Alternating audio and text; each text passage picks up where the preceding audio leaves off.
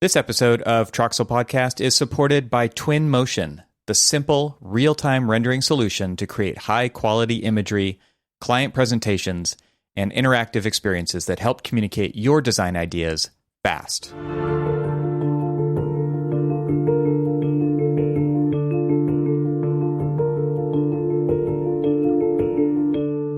Welcome to the Troxel Podcast. I'm Evan Troxel, and in this episode, I welcome Tyler Goss. Tyler is a thoughtful and strategic leader focused squarely on catalyzing change in the built environment through the leverage of novel technologies, business models, process improvement, and policy reform. Or as he puts it, problem solver. And if you look at his career pedigree, it is heavily technology focused. He's worked at Case, WeWork, Turner Construction, Disney, and most recently at Hypar. But I think after hearing what you just heard, the problem solver moniker works. Tyler and I finally met in person at the Designing Futures Council Leadership Summit on Technology and Applied Innovation, which is a mouthful of a conference name, in early 2020 after being loosely acquainted on Twitter. And it was an amazing event. It was where Tyler and others, including Daniel Davis, who was previously on the show as well, delivered a truly thoughtful presentation on the needs of the future of our profession, and it had very little to do with technology. This conversation is loose and spans a wide range of topics, and while I don't really want to list them all out here like I normally do in these introductions, I have some good teaser material from our conversation to whet your appetite. I actually wrote these down as the conversation was going on in real time because I thought they were funny or interesting or provocative. So here they are. We're actively lying to ourselves. A practice in the sublimation of dopamine. Everyone brings their baggage. And finally, I thought that was the future. So I hope that gets you excited for this conversation. So without further ado, I bring you Tyler Goss.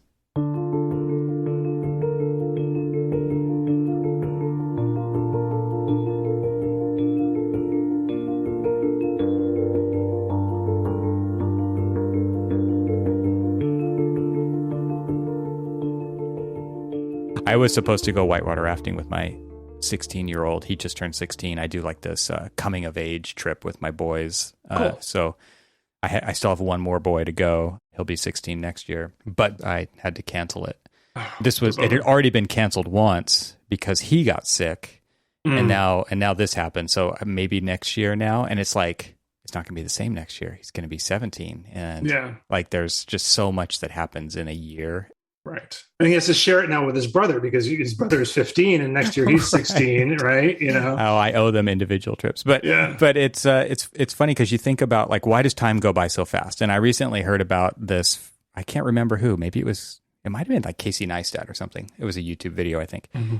It's like the older you get, you know, if you think about yourself at a young age, every new thing, it's 1 year apart, right? Which is a long time. But the older you get, now you're dividing it by smaller amounts. So for 100% of his life, he has 17 of them. Yeah. For 100% of my life, I have 46 of them. So the pieces of the pie just keep getting smaller and smaller and smaller and smaller. Mm-hmm. Yeah. Yeah, absolutely. And it's interesting, you know, I've like as a segue into talking about work and practice, like, you know, I have gotten to the point now, I'm 43, right, where I am not going to be the hands-on technologist anymore, right? It's just not going to happen. That was moving into what does it mean to be a manager? What does it mean to be a leader in an organization was really difficult because, you know, you're used to, if you're a designer, you're a junior associate, you're a project manager, whatever you are, you get that dopamine hit when you draw the line and it's the correct line, right? Or you move the wall and it makes the building better. And you don't get that anymore. You have to, like, the management and leadership is like a practice in sublimation of dopamine. So, you know, but you're going to get a great reward when your team takes off or when the project is complete, but you don't get that individual hit every day. You don't get we always talk about in the software world, getting inside the user's dopamine cycle so that when they hit something, they get satisfied and they want to do it again. Right. Yeah. And it's really hard when you're a manager to let go of that. You know? It's kind of like going on a mission where like you're going to go to a third world country and everybody comes back and it was like more impactful for the person who went than the people who were there and received the. People always say like, oh, I got more out of this than they did. That to me is what leadership is, right? It's like by enabling other people to have that feeling that you have at scale, should be that part of your life where like you still get it because they're getting it, because you're enabling them to get it, because you're removing the roadblocks for them to see those advancements happen. And that is so hard for people to cross that divide, I think. And it's no longer about you. It can't be about you. It has to be about the team. And that's parenting too, right? Like, I was talking to my wife the other day about, how do we navigate the like tough political and socioeconomic landscape that's going to be that our kids are going to inherit. And, I want to go out and I want to fight in the streets. But she's like, no, but it's not our fight anymore. It's our kids' fight, right? They're the ones who are going to hopefully, right all of the wrongs that we did to the planet as a generation, right? I think it's a great book. I watched like a visual book report by Casey Neistat's brother, Van Neistat, who has a YouTube channel, which I freaking love. It's called the now that I'm about to say it, it's the Spirited Man. That's what it is. The Spirited Man. So he has like kind of this persona that he makes videos about. And he did a book report on a book called The Fourth Turning. And a turning is, you could think of it kind of like an era. He breaks down every 80 years into a turning, or no, sorry, it's 80 years is like the era. It's broken down into 4 parts. Every 20 years is a turning. We are in the fourth turning in this cycle. And he actually describes in the book what it's kind of generational, but again, it's 20 years. So, you've got the boomers, the Gen Xers, the millennials, and the Gen Zers. And he actually calls the Gen Xers, actually, I don't remember what the Gen Xers were called. I called it the Fixers, but that was not correct. He had some other name for it. The millennials are the ones who are actually like righting the wrongs. But the Gen Zers, which is who your kids are the artists. And that is when the new era begins. Oh, interesting. And it is kind of interesting to think about it from your wife's perspective. They're saying it's their fight. They're going to be the ones who take this into a new way. And right. It is interesting because he in North America specifically, he goes through these 80-year cycles, and every 80 years there has been a major crisis. COVID's ours. But before that, it was various wars, things like that. So it's really interesting to kind of see it play out. And they're saying, the end of it is 2028, 2030, somewhere around there. It's never like clockwork, but it's a general time. And that is when the artists blossom. And that gives me some hope. Yeah, it gives me hope too. Like the quote that's been running through my head constantly over the last, 5 years since the 2016 elections, the Gramsci quote, which is a very famous Antonio Gramsci quote: "The old world is dying, and the new world struggles to be born. Now is the time of monsters." Right? There are all of the we're creating right now these, because there is this flux between what the world was for us and what the world will be for our kids. There's this incredible political flux. This is why the wars happen. This is why the crises happen. Is that our systems and our structures aren't capable of handling something that like spins out of control, and we can't manage it anymore. And it creates monsters. But the nice thing is that those monsters don't live in the new world that is created. Right? They're there to help the new world be born. Right? Yeah. Yeah, I'm looking that we should have a quote battle, because I'm thinking about Buckminster Fuller. I'm pulling it up right now. He said, "You never change things by fighting the existing reality. To change something, build a new model that makes the existing model obsolete." Yes. Yeah, absolutely. Absolutely. It was funny that reminds me of a story. When I was working at Turner as the regional director of VDC in New York.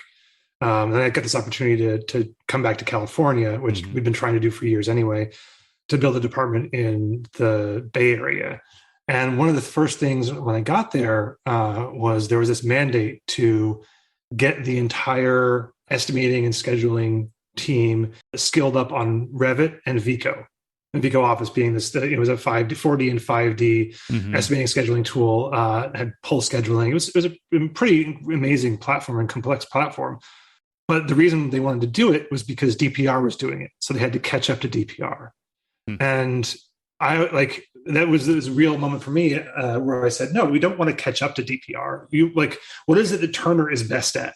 Can we apply technology to where Turner is best to be an entirely different model than what, how DPR was executing it, and Obayashi and all the other companies in the Bay Area.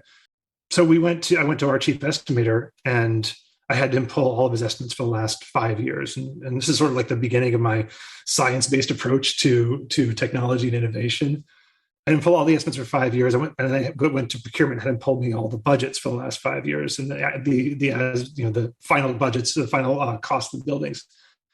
And we found that Bob Morelli, the estimator, his estimates his margin of error was about 5% overall, right? But when I looked at the bid spread on all the bid spreads were 8 to 9 to 15% in some cases. So he was already within the margin of error of what we're getting from the bidding market. So I said, well, Bob, you don't need to be more accurate, which is what Vico was going to do. You need to be faster, right? So we needed to be able to rapidly get quantities to him, and count. So this is back in the dim distant past of 2012. Yeah. So he brought in Celebri, right? Yeah. Brought in Celebri, started using that to count quantities, and got him faster instead of trying to get him more accurate. And it worked out really well, and became sort of a model, I think, for how we approached innovation at Turner in Northern California. Then you're not chasing something either, right? It's like, because you only know what you think you know about another company. You don't actually know there's this perception that you're chasing.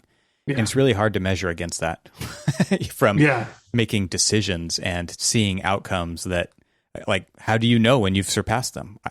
At some point, you have to ignore your competition when it comes to that and really double down on what you are actually good at. Yeah, absolutely. Yeah, that's hard to do because, you are competing in a very tight, low margin environment. Architects and engineers and contractors, we are all competing in a very tight margin environment. So you have to find differentiators, and the way to do that is to your point. It's not to do the same thing that everyone else is doing. That's table stakes. You have to do something different to catch the eye of folks. I actually was telling the story just recently that back in New York, I was managing the team that was coordinating Tower 2. So we were doing the continuous coordination in one room. All the trades were in there. They were modeling together. It was our first experiment in continuous coordination. But we were doing Tower 2, and across the hall, Tishman was doing Towers 3 and 4. And I got to know Scott Wood, who was leading that team.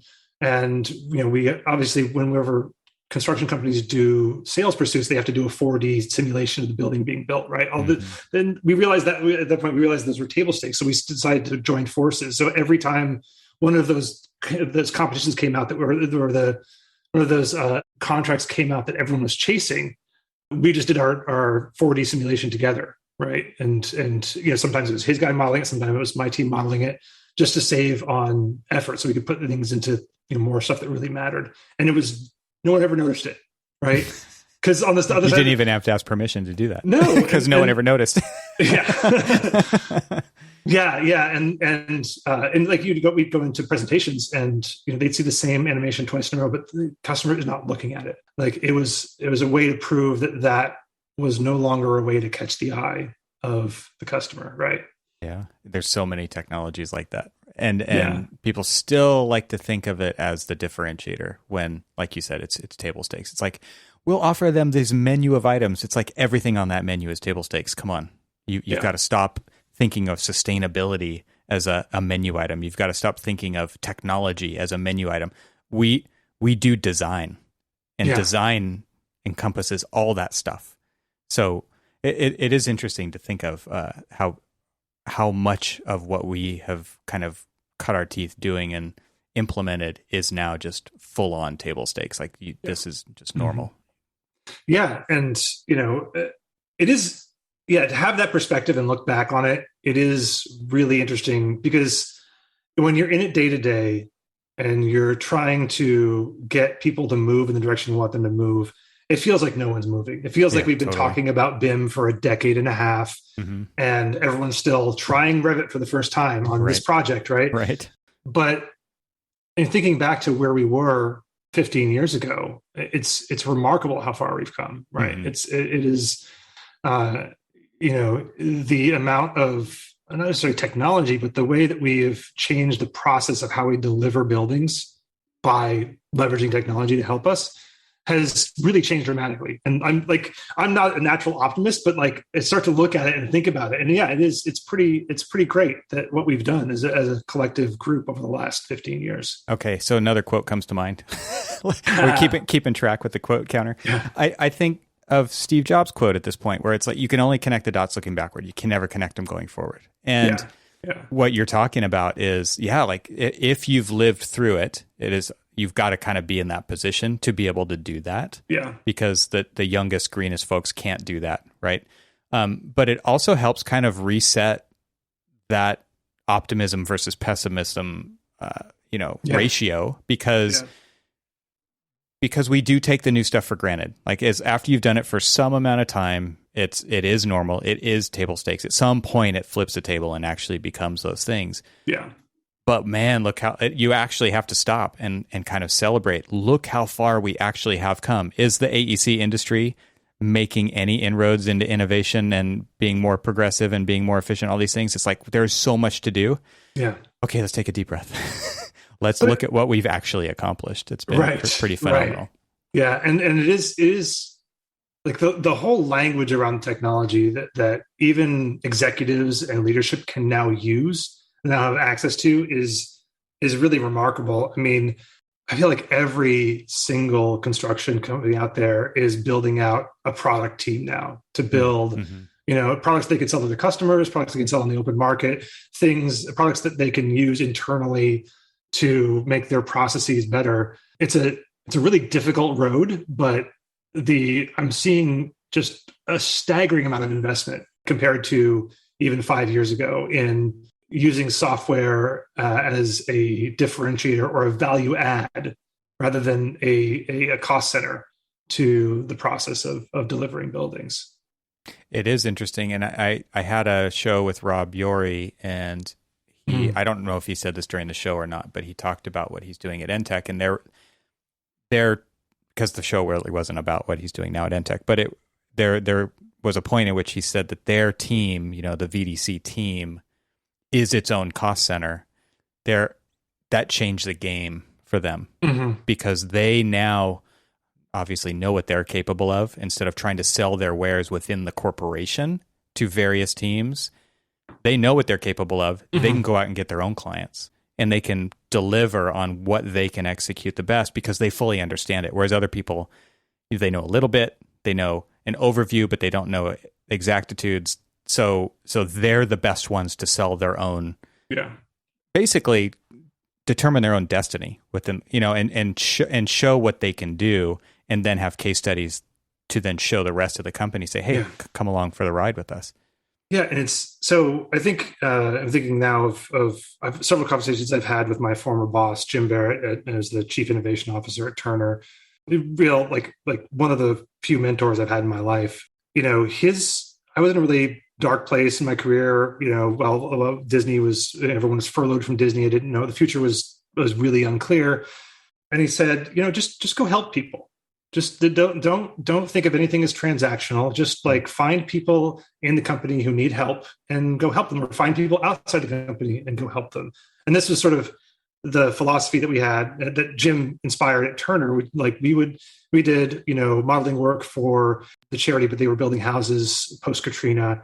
So we did volunteer. We took the VDC team and helped them model all their work and help them panelize their process and make it more efficient to build the houses. Or we did some work at Haiti, and it was just a matter of we have this resource. Let's go help people. We have the money, enough money to sustain us, and we've found really great connections to these other organizations and we learned a lot about our own process by doing this work, just by going out and helping people. And it is, I think it's something that obviously it's hard to do in the current sort of service model, consulting service model we have in the industry, because every minute that someone's not spending on profitable work is anxious, makes the boss anxious, right? Sure.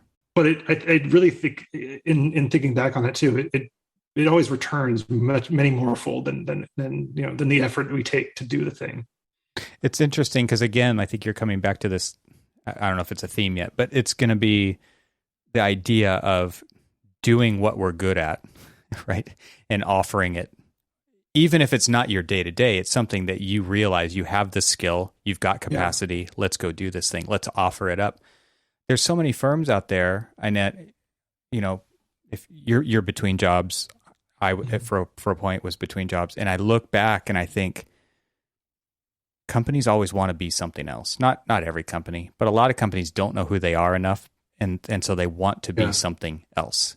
And so they're always chasing. They're in that kind of reactive mode of wanting to be something they're not, versus knowing who you are, knowing what you're good at, and kind of doubling down on it so that you can provide more value right where you are. Because part of chasing something unknown is that you're learning it for the first time often. And we know that you don't always even learn it right the first time, right? You've got to learn it. This is why the construction, I don't know if you read Construction Physics, the Substack. Yes. Brian is an immediate read for me when it comes through. His mindset around these issues is so clear and precise, and it's exactly things I've been talking about as well. And it's like stuff we all know, but he writes it so well. It's like, okay, now I never even have to worry. I can just send this to somebody. Yeah. but you talk about like the embedded nature of the way we do things in this industry, right? Yeah. And this is why we do it, because we've always done it this way. And because every piece of the puzzle is a silo, right? And so there's just kind of this general level of expectation out there. And that's why this industry actually works. Like we can complain about it all we want, but it does get buildings built and occupants in said buildings that they paid for in the end somehow. It's very interesting.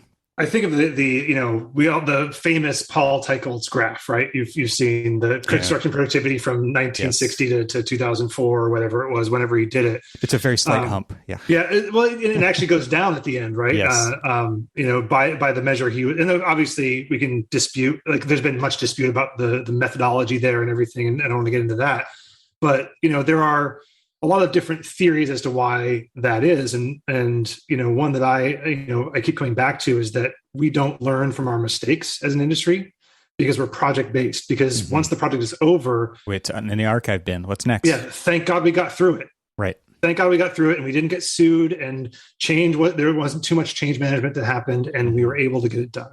Right. And that, like if you look at it, we get every year we're like maybe 1% better or 2% worse or 3% better or whatever. Kind of and it averages just out. Yeah. Averages out. And, it's, I think you're spot on that we don't, if we don't learn from our mistakes, we just keep doing that same thing that we've always done. Right. We keep, because we've always done it and it's predictable and it's as de-risked as you can be in a project by project industry, right? Because that's the thing. What you're talking about with firms not knowing who they are, I think firms actually honestly actively lie to themselves about what they are. Right? There's the stories we tell about what we are don't align with the reality of the work we do in a lot of cases, especially on the construction side. Construction management is the facilitation of information moving between the designer, the owner, and subcontractors, and the facilitation of moving money between those people, and also shifting risk between those people. So a construction management firm is actually a knowledge worker firm, but they all tell the story that they're muddy boots builders and that superintendents that run everything. And, the superintendent is a highly specialized person that is desirable on your staff. It's not the path to leadership in most any construction firm because they're passionate about that work. But yeah, it's getting a construction firm to realize that they are knowledge workers and that they are, their primary goal is informational transactions between different parties, and how do you speed those up? It's difficult when the story you tell is where, muddy boots on the ground. I think that's key insight, and I've never thought of it that way. Let's rewind the tape and play that part again. It was so interesting for you to frame it like that, because like my experience as an architect and as a builder myself on small projects, and actually doing design build for a while, the reason I didn't think about that is because I was hands-on and I was the one doing the building. And so it's hard to kind of remove myself from that point of view, thinking about the value of construction and how hard it actually is, and all the tools that you need to have, and all the sequencing knowledge that you need to have. And you are talking about a role that has obviously evolved over time to the point of taking that risk on from various other parties, or inventing it, like just seeing a hole, a void, and filling it. That's really interesting to think about. And I can see why, with that kind of a scenario, a builder like Turner would want to build a team like you had, right? Which is very much in control of BIM and VDC and sequencing in software ahead of time, and actually being in control of all that information, because small tweaks there probably yield huge returns in the end. And I want, like you say, they lie to themselves. That's just a generality, right? But it's like, no, we're builders. But are you? Like you don't swing you're pushing pixels, you're pushing bits, you're pushing ones and zeros, to gain efficiency. Yeah, I mean, we don't actually add any direct value. We enable the value to be created, and it's the same thing with architects. We enable the value to be created. The value is the building. There's no intrinsic value in a set of plans. The process, yeah, right. It's part of a process, mm-hmm. And there's no intrinsic value in a schedule. Except that it gets you to the thing that has the value. Yeah, and that's a really difficult.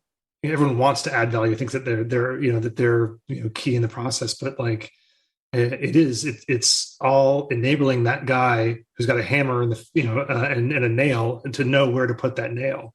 It's hard to put a pin in value when you're saving a company from potential problems, right? Like, because if they don't happen ever, then they're not problems. Yeah, right.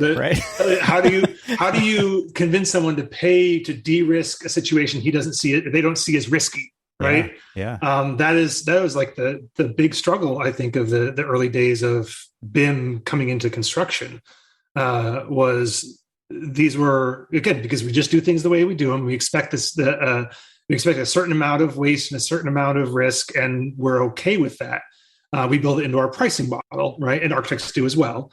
And because it's all accounted for, there's, they think, well, sure, I've already handled that risk, or there is no risk there. I don't need to do a 4D simulation to see what's going on. I don't need to have a continuous updating schedule or estimate, because it's not worth the effort for the risk that I believe exists there. This is, again, I don't know where the provenance of the quote, but I heard it from Jim Barrett. It was the first place I heard it, is that a problem is a hole in your brain for a solution to fall into, right? If you don't have a problem, or you don't see that problem, it's just going to bounce off, not commit, not be a successful part of the practice. Blind spots leave a lot of those holes unfilled. Yeah. Well, or you have people who, there's in the world of cognitive biases, that, the idea of naive forecasting, which it's not as terrible as it sounds, but it's basing your current or future work on the problem that was the most recent in your memory. Mm-hmm. So if your last project had terrible problems with the HVAC design or construction, it's all you focus on, right? And you let the other problems slip through. And the problems are like water; they're gonna slip through. They're gonna find the cracks in your structure, in your system. Yeah, and yeah. You said something earlier about being able to. I don't remember the exact words you used, but it made me think of how we set out a plan. Like the plans, sheets of drawings are a plan to execute. They're not a very good plan in often cases, because there's a lot to interpret. There's a lot of skill that required in interpreting those and recompositing them as a building. And we react to change very, very poorly, I think, as an industry. I think we do it. We get through and we muddle through change management. But, the idea, I'm still baffled that we set schedules and think that they're of any value. They're fiction. At the beginning of a project. They're like time cards in an AEC firm. Yeah. And creative fiction. Yeah. Yes. Yeah. Yeah. And so you end up, I actually thought about this a while back that if you think about a critical path for a large building, like a P3 project, it's got maybe 600 items on a critical path. And the odds, and this is something that I wrote research at Turner, the odds that we hit the day of completion of every task exactly were about 20 to 21%. Right? Sometimes we were faster, sometimes we were slower, but nailing that day and being predictable along schedule. So if you think about it, if we have a 600 linear, these are coin flips. They're worse than coin flips because it's a die roll where you have to roll a 6. Yeah. Right. Yep. And you have to make 600 consecutive 6s. The odds of ending on time are infinitesimal. We started talking to, again at Turner, the Lean Enterprise Institute out of Boston. And we brought Jim Womack, who wrote The Toyota Way. We brought him down to look at our process in New York. And he's like, the first thing he said after we laid out the process of building, he's like, I don't know how you get this done at all. I don't know. And that's also, I think that's on my mind because that was Brian's most recent the construction physics newsletter. Right. But it's an incredibly complex task and they're all, and there's so much unpredictability. How do you get to? He lays a few of them out. It's like, today we hit a boulder. Oops. We had 7 days of rain. Oops, we had this. Oops, they didn't show up to the job on time, which everything is dependent on the thing happening correctly before it. Right. And people have a skill if they're a tradesperson, right? The same people who install the HVAC cannot do the framing, and the framing needs to be in place before they do the HVAC. So it is a really complex problem. And what's interesting to me and what kind of made me rethink some of my own thinking around this is how broken is it? Like it's huge. This topic of conversation about it being broken, and it feels very broken. It makes me wonder how broken actually it is because it still works. And so how can we optimize the right things, to kind of get back to one of our earlier statements? Like, how can we optimize what we actually are good at? Like, it makes me think, okay, so from a Turner point of view, architects are doing BIM for a set of sheets to get approved by an agency, which conveys design intent, not instructions on how to build a building, amongst other instruments of service, right? Like the specs and all that stuff. So from a construction or a contractor's point of view or a CM's point of view, that set of drawings was not made for you necessarily. Right. There's a lot of different uses of a model. That's one of them, which is to basically create the design intent to build a building from. Let's take a short break from the conversation to talk about this episode's sponsor. Let's talk ArcViz technology. Powered by the near-limitless Unreal Engine, our friends at Twinmotion offer a fast and easy way to produce stunning real-time visualizations and immersive experiences for your clients. Twinmotion gives you the tools you need to make faster decisions and relay information to your clients in a way that instantly speaks to them. Breathe life into your scene by changing the season, the weather, the time of day, just by moving a slider, immersing your client in a way that they'll love and, more importantly, be able to truly picture themselves in. Seriously, it's that easy. You have to try it to believe it. So why not share your design with stakeholders in collaborative reviews and edit your scene together? I'm a huge fan of this. There's no better way to get buy-in than by making your clients feel part of the development process. Right now, they're running an exclusive free trial for listeners of this show, which you can head to twinmotion.link/TRXL to get your hands on. Once again, that's twinmotion.link/TRXL. And now let's get back to our conversation. If you were to just take a fresh look at this, or maybe you think about this a lot, I don't know, but it's what should architects be asking CMs and contractors to get into the drawings to make that process go better? Because that's my point of view is we just don't even ask the right questions to the people who are actually going to be building it, because we have other incentives, being spend less time on that project so you can be more profitable, being this is for permit, this isn't for this, its ultimate use isn't for that, or it's for visualization, or it's for an energy model, or innumerable things. But what questions should we as architects be asking? Or is it just fine how it is? Or is it impossible to even answer that question?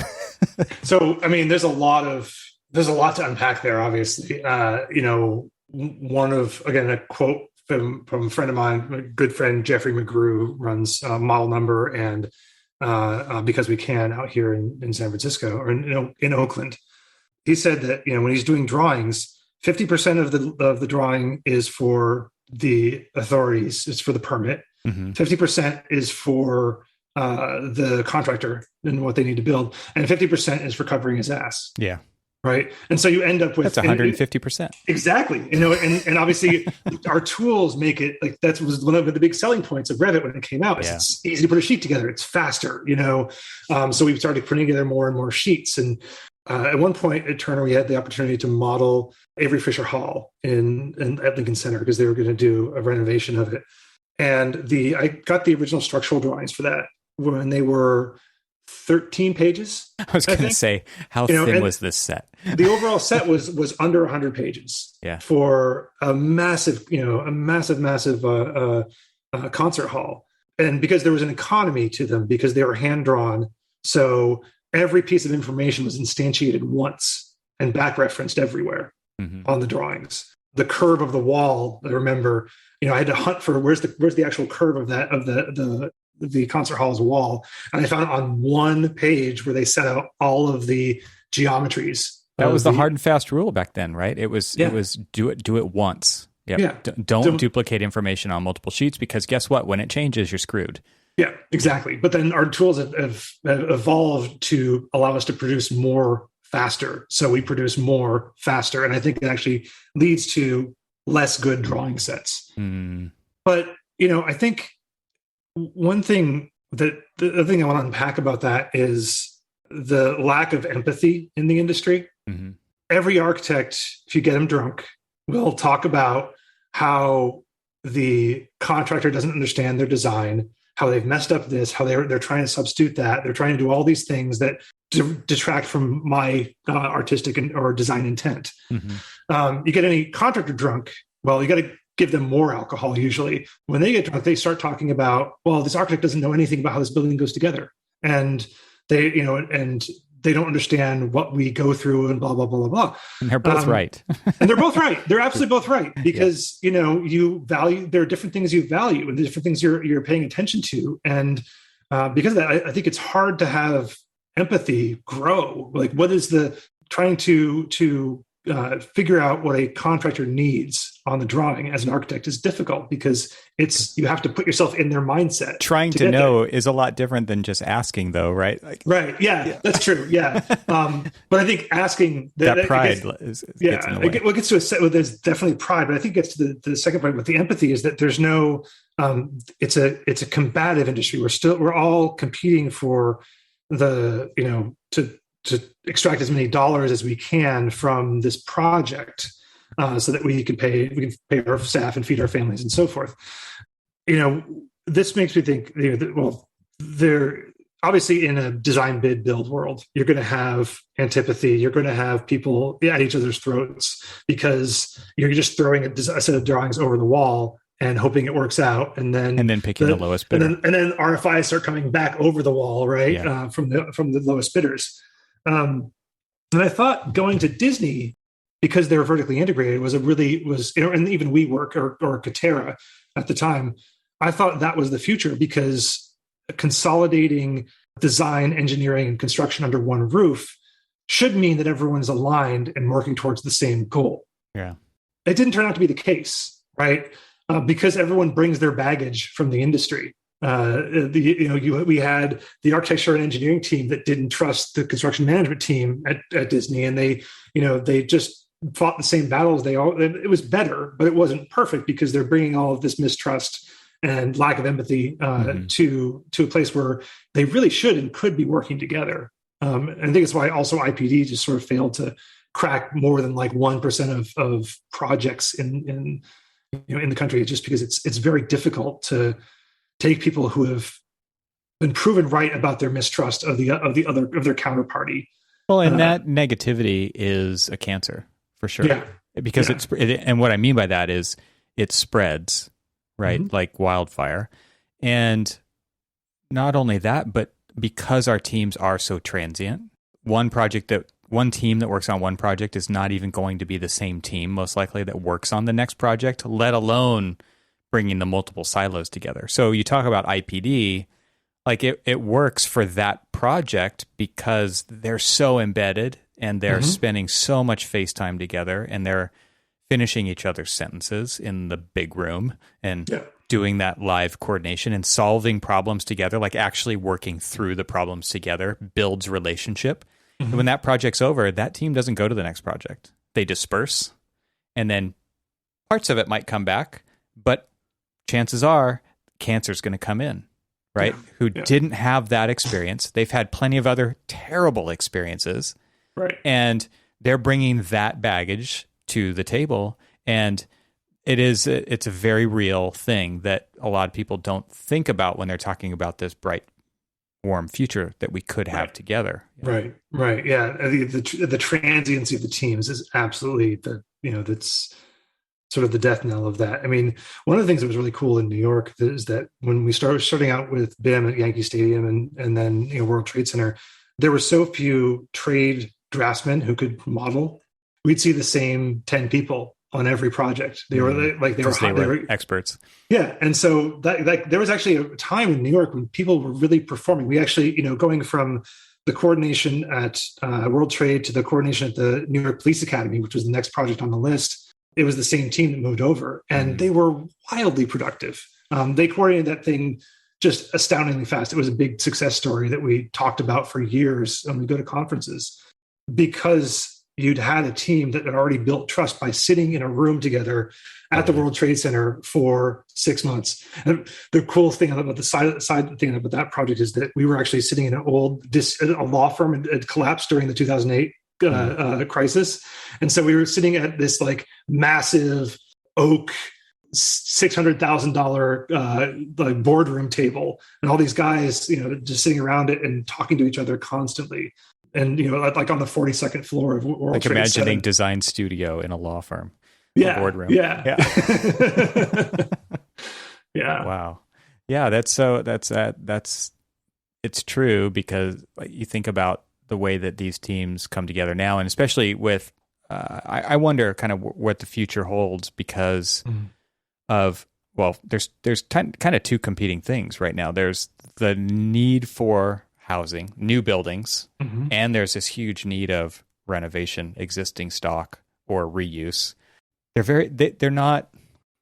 I think I was talking about this with Fed on the show. It was like the answer is not always a new building, right? And we do have a lot of stuff out there, which means smaller projects, which means a lot more moving around, a lot more light touch, a lot more adding value, but at the expense of the kind of relationships that we're talking about, I think. I don't know. And that's to me where technology really could come in and be a tool to be used to level everybody up together if everybody is willing to acknowledge the problem and share resources. I mean, I know that's what Ian's trying to do at Hypar with creating a platform that people can share resources on. I know there's other technologies out there that are of kind of a similar mode of thinking, which is like, stop reinventing the wheel. Let's all move forward together. But everybody is so heads down on the project, and there is so much cancer out there that it makes it really hard to meaningfully change and move forward together. Yeah. And I just realized that, we've spent the last hour talking about the past. Yeah. There's two old men talking about the past. What great podcast that makes. But this is exactly what is needed so that we don't take what we have for granted. Like this fulfills what I was saying earlier, I hope. But yeah, like I really like some of the way that I think I would expand on what Fed said and say like sometimes the best building isn't even a building. Yeah. And of course we as designers and builders, we just assume that that's because our business model is what we do. Yeah. Doing drawing sheets or building buildings. It's, that's the solution every time. I really I haven't really talked to folks recently who are doing this, but there was a trend for a little while of architects building out consulting groups, like business consulting inside of their business, as a way of creating a greater connection to their customer, and going in and saying, okay, you think you need this new building. Let's work with you to see if we can, actually change your business around or change your physical infrastructure around so that you can still exist in the same space and that you have, which is a really fascinating way to prosecute like a design problem, right? Rather than thinking about the risky thing of building an entire building, let's think about how we can, or the expense. Yeah. We had a success story like that at HMC where it was an existing OR, and there was tons and tons of problems. Because hospitals actually do capture pretty good data, we were able to take that, run it through simulations, and say, okay, here's where the bottlenecks are. Let's move these 3 walls. They thought they needed a whole new wing, a whole new tower to the hospital. They didn't. They needed to move some walls. Yeah. And that basically guarantees you a client for life when you do something like that too. Right. Yeah. But it's hard to see that far down the road when I need to feed families and keep the machine running right here, right now. Yeah. Yeah. I mean, you deliver them the value of a tower. Mm-hmm. With moving 3 walls. I mean, so if we go into thinking about value-based pricing, you should have gotten the amount that you would have gotten for executing an entire tower. Right. But yeah, that's I think another real problem is selling hours is really, I think it's on its way out. I hope it's on its way out. Yeah. It's selling value is hopefully the future. Yeah. I think, again, technology helps with that, right? I'm really impressed with some of the stuff that like Lend-Lease is doing with Podium. And again, they're hoarding it themselves, right? They're saying we're going to create the product, which is maybe not as ideal as like say Hypar or other platforms that are about sharing knowledge and sharing expertise, but they're doing market analysis, right? Like we can do market analysis so you can see where the best place is to put your building. We can give that to you. And we've already delivered value to you then if you've identified the right site. And so I think, there's a lot of cool technology-enabled stuff that's going to expand the scope, not necessarily drive into our core business practices, but expand the scope of business for architects, engineers, and contractors. Yeah, a close friend of mine recently said, licensed architects kind of puts you in a pretty narrow definition. What we really are is licensed problem solvers. Yep. And every problem needs a licensed problem solver. It doesn't matter. And it helps us reframe who we are and what the value is that we bring to the table when the answer does not naturally go to it's a building, right? So by being trained as problem solvers, it opens you up to a world of opportunity to do things like what we're talking about here. Yeah. And then I think your value is then proven in a much more real way to a lot bigger of an audience, because we all know how small the audience is who actually buys architecture, right? Yeah. Yeah. So I actually have a question for you on that. Like if we had, that's the thing that you're looking for. That's the thing you're trying to bring into your firm. How do you identify those people when you're trying to hire folks to do that kind of work? That's a good question. I think, man, I don't even know how to answer that, because how do you identify that in people that you've never worked with before, right? So that's a tough nut to crack. And I don't think there's a lot of people in the architectural industry who necessarily even know to speak about themselves in that way. The way that I do it with stories that I tell are about the more intangible things that clients have said about projects that I've done for them. And so, for instance, there's one client who I designed an elementary school for, and I mean, it's a district, right? So it's not a person, it's not a single figurehead. It was a board, and it was lots and lots of stakeholders, and the public had not seen what the school looks like yet at all. And they're at a board meeting, public's there, and they say, when do we get to see it? What's it going to be like? Because obviously they have a vested interest. Their kids are going to be going there. If they're thinking about construction schedules and all those things, and the timing lines up for when their kids are going to end up in a K-12 or a K-6 school. So he just said, he put his hand on the guy's shoulder and said, "It's the school you've always dreamed of." And to me, that is the kind of thing that I could wear on my shoulder for years to come as a designer, but also as somebody who, like, getting back to that empathy and trying to solve that's what designers do. They're trying to solve problems for their clients in the public realm. You're trying to really understand their problems, not the problems of the administration and the infighting and the politics and all. You got to do that too, but you also have to design it for the kids who are going to be there every day. Yeah. And so I don't know if that answers your question. I might be completely off topic, but I tend to think it's a lot more intangible. You have to tell stories like that so that people can see the possibilities of outcomes and imagine themselves in a better future later.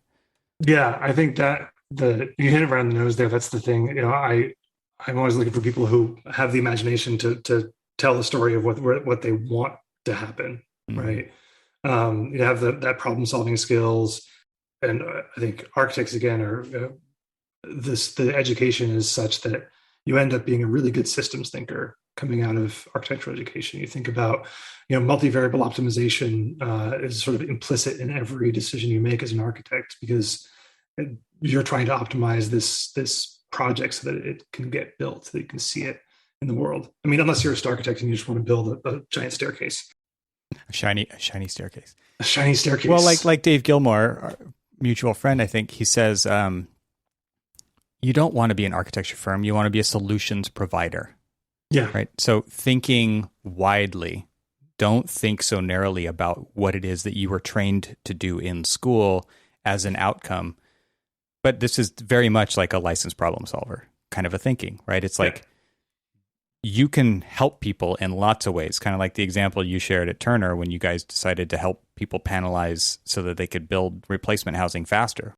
It's like that's a solution that nobody would have come to you for. You had to actually go to them and say, "Hey, figure out what with this?" Yeah. Figuring out what they need is So going out, and then that extends to the software world too. It's just you have to go out and talk to people and figure out what they are looking for, what problem you actually want to solve, what problem they want to solve more than they want to have money.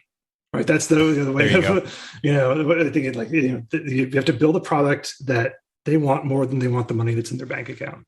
Right, way to frame it. Yeah, and so you have to really be radically attuned to the customer's desire. And then it's interesting too. You think about like software is easier in some ways because it is the customer's right there. But to your point, the customer of that K-6 school are the kids in the school.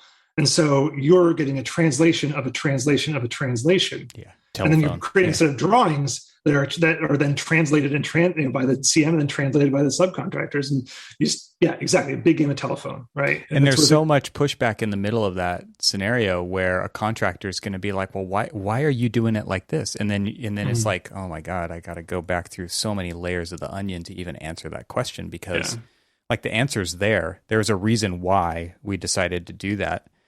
It's deep. It's buried over there. It's not like I just decided to do that just because and for no reason.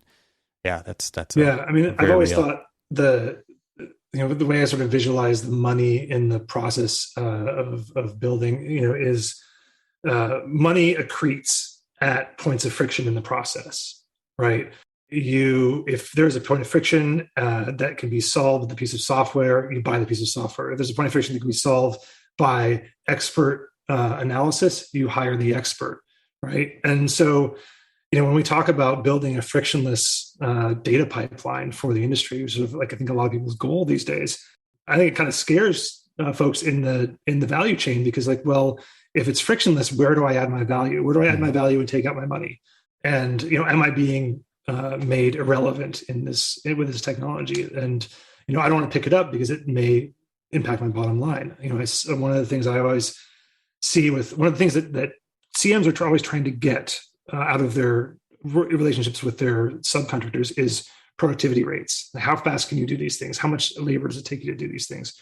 And then subcontractors, of course, guard that information very closely, because if they, they alone know their margin when they're bidding work, right? And so the CM is trying to guess when they get the bid in, how close is, like, how much are they taking away from me in profit by me offloading this risk and this contract onto them?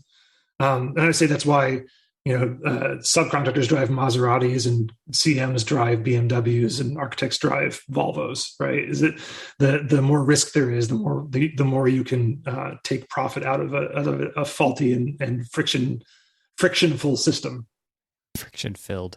Yeah. It what's interesting to me is with the democratization of, let's just processes via technology, people who don't adopt will just get usurped anyway. And so no matter how much they try to protect or to hang on to that thing, it can't last forever, right? Like somebody will find a way around it. I kind of worry about that for our whole profession of architecture though, right? Because right now you have to use an architect because you need that stamp for certain building typologies. But what if you didn't? Would people go to architects still if they didn't? Pretty much not, right? Like I know that there was a survey at one point where they asked other professions like lawyers and doctors and CPAs and all these. Okay, so if you didn't have to use an architect to do the exact same thing that you need them to do right now for you, would you use them? Heck no. No way. Yeah. Immediate answer. Didn't even have to think about it, right? Because they don't see the value in the process, which is where we have staked our claim, is by creating this, black box of a process. Yeah. And it's like, no thanks. I would rather just get the building, right? I just want the thing at the end of the journey. I don't want to go through the journey necessarily to get there. Yeah. I mean, the journey is only, the journey is only necessary because it's necessary, right? It's a sort of teleological argument that, you have to do it because of regulation or because you don't have the ability to take your program and turn it into a physical building. You don't have that skill set. Yeah. This is always a touchy area, right? Because this is where we start talking about people losing jobs, which is like, that's one of the things that I really worry about with software going forward is, I don't worry about necessarily people losing jobs to a piece of software, or certainly not to a bricklaying robot, right? But I do worry about people being able to adapt to a new business model. That there is going to emerge a new business model for architects and contractors is going to emerge in the next couple of decades, and there's going to be survivors, and there's going to be people who can't make that transition. And again, like the Steve Jobs quote, you can't connect the dots forward right now. I'm actually having a really hard time being a futurist these days because everything is so in flux and there's so much innovation happening in all corners of the industry. It's hard to pick out what are the things that are going to be really important to us in 10 years. I think, I know I'm no longer there, but I think what Hypar is doing is going to be radically important to the industry in the next decade. I think that not necessarily generative design, but the ability to program, do a declarative programming of a building. Say, be able to tell a computer software, I want to build a building. And once upon a time, there was a little house that was at the corner of 60th Street in San Pablo, had 2 stories. Be able to tell a story to it in natural language and have it actually execute that is, that's a way again, but that's a way where the architects lose out unless they're the ones writing those algorithms and writing that software, which is again why I think that Hypar's project is so important, because it does give that power back to the people who are, who can, download their expertise into a platform and then earn money every time it's used, right? Turning architecture into a product, turning your design intent into a product. It's going to be very difficult.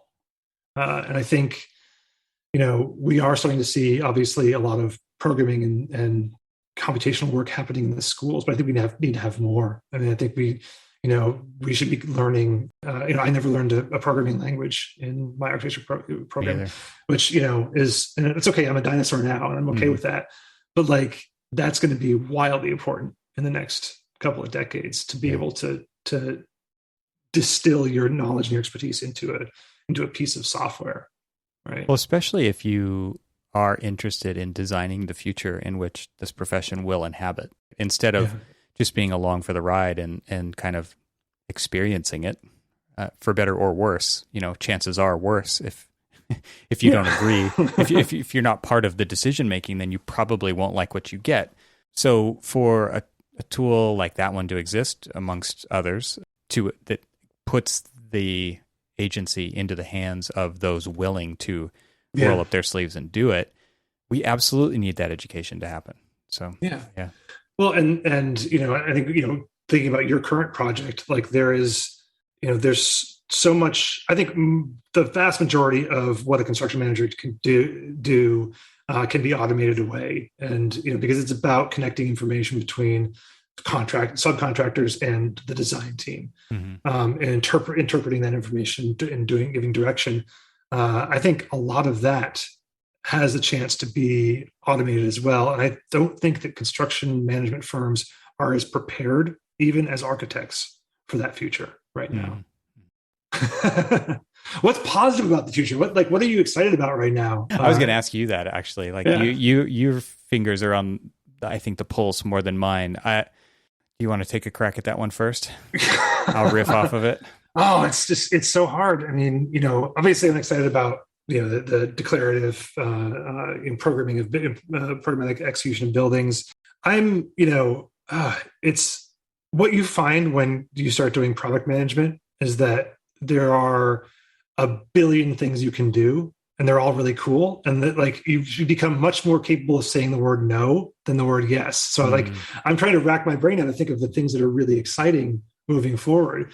I don't know that they're, I really like the companies that are exciting me right now are companies that have a very clear value proposition and easy to scaffold into an organization.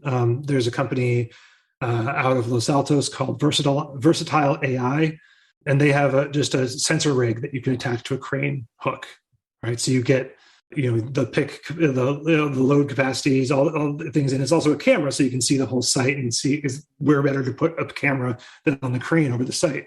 And now they're building this real wealth of analytics around the process of construction. They're going to be able to do, and I think everyone is sort of converging on this now in the AI space, but like Autodesk and Procore and Versatile and other folks converging on the space where you can use artificial intelligence and predictive analytics to spot problems before the superintendent spots them, right? Or spot problems before the job captain spots them. That's, that to me is a, if I'm framing this all as like what excites me is things that remove friction from the process. And that removes a lot of friction when you can see things faster than you could before. There's, being able to know it before it happens is key value. Is it pretty easy for companies in that realm to adopt that type of stuff because they see that immediate value? Yeah, I think, so I've had a mixed experience with that. I've said people that by doing, predictive loading of scheduling, with Reconstruct was another great piece of software, or just, Procore's observation and analysis that you have inside the platform. It is valuable if it's credible. And that's the difficulty with any AI or ML solution, is that when you present it to an expert, it's very hard for them to say, "Oh, I didn't see that." They're like, "Of course, that's how it is. I saw that before, right?" And the value proposition really then is you have one great contractor, one great superintendent. Now you have 50 great superintendents, right? You have the knowledge of your best superintendent, or you have the knowledge of your best drywall installer that can be disseminated across the organization through software and through their eye for trouble and risk can get disseminated to everyone in the organization, which makes everyone more powerful, right? Yeah, I guess it gets back to that idea of being, having a solution that is preventative of some future problem that I don't have right now. It's Right. hard to adopt that kind of. I think something that, as a big generality, and maybe I have a kind of a balanced two-sided thing here, which is I'm excited that there's so many. Number one, just like VC money and investment happening in all of the different pieces of the puzzle where there is that very distinct value proposition amongst many different players. And they're not really trying to step on each other's toes. They're trying to solve the one thing, and these things talk to each other via APIs, and it provides a holistic solution together. And it's not reliant upon a single monolithic solution because not everybody has the same problem, number one, right? So if new features get added to the monolith this year, it only serves a very small segment of the user base. Whereas if you're kind of putting your own puzzle together, you get to pick and choose, as often as you want to swap a piece in or pull a piece out or whatever.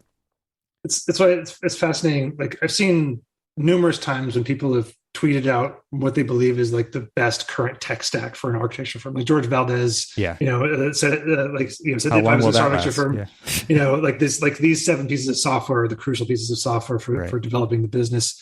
But thinking about it as a tech stack rather than as these individual platforms, so you can combine and recombine how the information moves between them, in this sort of graph of all of the products and tools you have.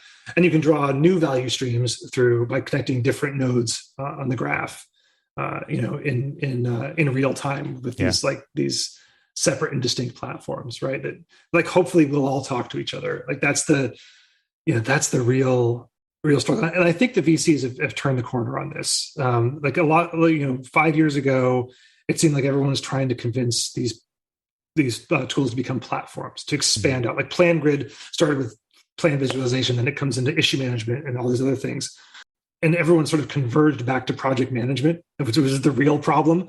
But there was, the VCs were telling them to gain users, gain platform, gain more functionality, grab market share from other people. And I think that's changing. I think they're now much more strategic about, be the best thing you can be the best solution for a specific problem, and then connect to all of the other tools very effectively. Realizing that there's pretty much a cap at how big you can get or how far you can go. Yeah.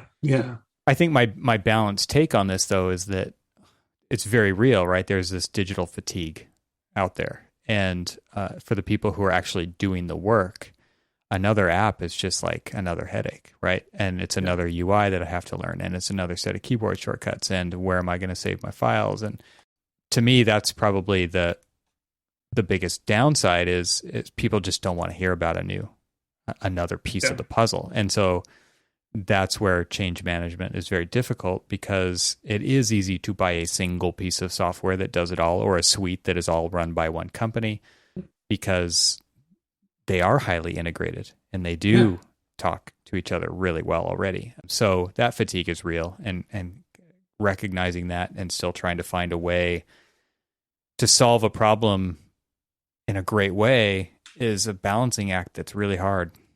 Really hard that people have to deal with. I hate to dip into the past again, but just the, when we were, I was Turner and DPR were doing a joint venture at the Google campus in Mountain View. And working with Google is interesting because they bring a lot of knowledge and expertise that we don't think about in the industry to the table.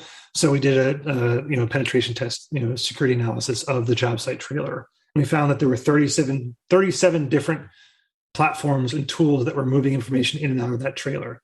And so that's a huge problem, because I don't know where to look I have to hold my head, the 37 different places I have to look for information. And it's why I think Procore is so successful, because they're trying to do this. They're trying to be the platform where you can go and get every single piece of information. The single source of truth, right? And I wonder if there is if maybe they are the future as they build up their marketplace, right? That they they can act as a hub where all this information is reporting into a single source of truth, a single feed. And rather than, having it be locked in different platforms, locked behind certain, gated gardens, shall we say. Yeah. Interesting. Well, I wish mine could be even more positive than that, but I do feel like it's kind of balanced, right? There are two sides to that coin, and I see new developments happening every day that I'm really excited about that nobody wants to hear about.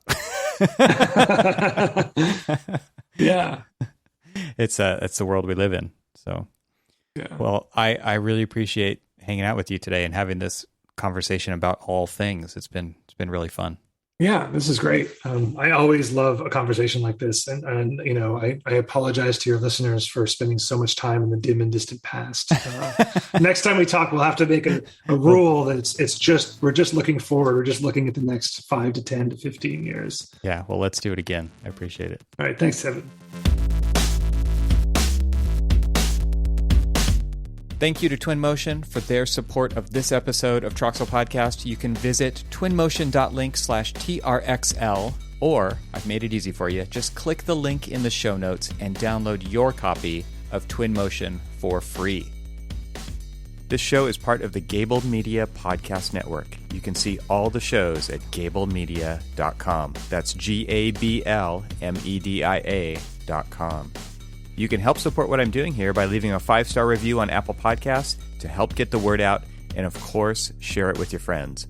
I'd love to hear from you, so leave a comment on the website at trxl.co/podcast, where you can find every episode. You can also follow me on Twitter and Instagram and YouTube. Just search for eTroxel. Talk to you soon.